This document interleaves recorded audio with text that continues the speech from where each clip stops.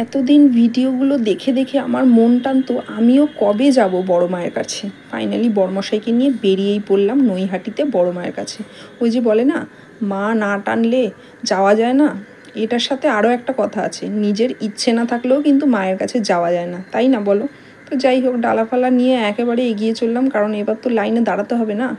আস্তে আস্তে মানে লাইন বাড়ছিল। পেছনের দিকে দেখতে পাচ্ছ তো কত বড় লাইন, পেছনের দিকে কতটা হেঁটে যেতে হচ্ছে। ফাইনালি দাঁড়িয়ে পড়লাম আবার লাইনে আমরা, কারণ এরপর তো আস্তে আস্তে লাইন সরবে। আগের দিন অবশ্য মা দিদিভাইরা এসেছিলো, জামাইবাবুরা, তো ওদের অনেকক্ষণ লাইনে দাঁড়াতে হয়েছিল, প্রায় 3 ঘন্টার মতন। আমি অনেককে কমেন্ট করতেও দেখেছি এই বড় মায়ের ভিডিওতে যে 10 ঘন্টা লাইনে দাঁড়িয়েছে। মানে বুঝতে পারছো কতটা টাইম গেছে এদের। যদিও আমার কিন্তু খুব বেশি একটা টাইম লাগেনি, আস্তে আস্তে লাইন সরেই যাচ্ছিলো। আর দেখো বিভিন্ন রকমের জিনিসপত্র নিয়ে দোকান বসেছে।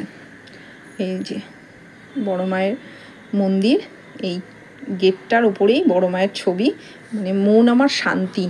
এই যে আমি ঢুকেছি, মানে বড় মায়ের মন্দিরে আমি পা রেখেছি, একটা মানে মনে অপার শান্তি, কি যে ভালো লাগছিল। তোমরা যারা যারা এখনও যাওনি আমার সাথেই তোমরাও একটু দর্শন করে নাও। আস্তে আস্তে তো এগিয়ে চলছে লাইনটা, কি যে ভালো লাগছিল কি বলবো। মানে আমার এতদিনের ইচ্ছে আমি ফাইনালি আমার পূরণ হতে চলেছে। মানে মুখটা দর্শন করার জন্য আমি যেন একেবারে পাগল হয়ে গেছিলাম। আর দেখো কে এসছে, লাড্ডু গোপাল মাকে দর্শন করতে আরেক মায়ের কোলে চেপে। যাই হোক, ফাইনালি আস্তে আস্তে এগিয়ে চললাম। মানে আমার যে কি খুশি আমি বলে বোঝাতে পারবো না, এতটাই আমি এক্সাইটেড হয়েছিলাম কতক্ষণে আমি সামনে যাব।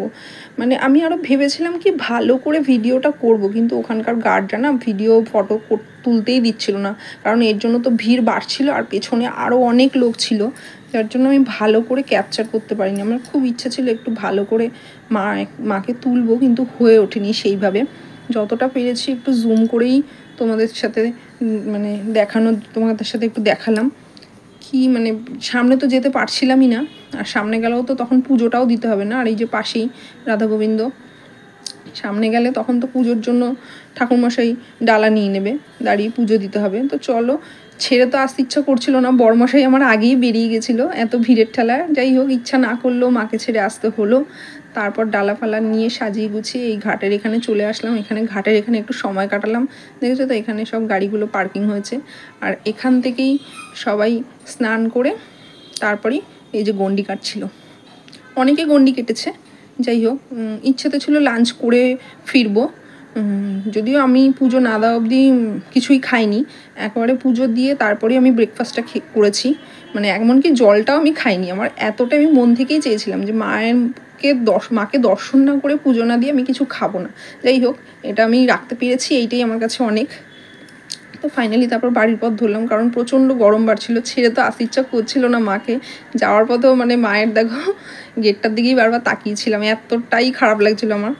মায়ের কাছে মনে মনে বললাম, মা আশীর্বাদ করো আবার যেন তোমার কাছে আসতে পারি। যাই হোক, ইচ্ছা না থাকলেও ফিরতে তো হবে বাড়িতে, তাই না? আর তারপরই বাড়ির কাছে চলে আসলাম। আর এই যে ড্রাগন ফল দেখে ড্রাগন ফল নিয়েও নিলাম। আর ফাইনালি দুপুরে লাঞ্চের জন্য বিরিয়ানি নিয়ে একেবারে বসেও পড়েছি খেতে। চলো আজ তবে আসি, সকলে ভালো থেকো, টাটা।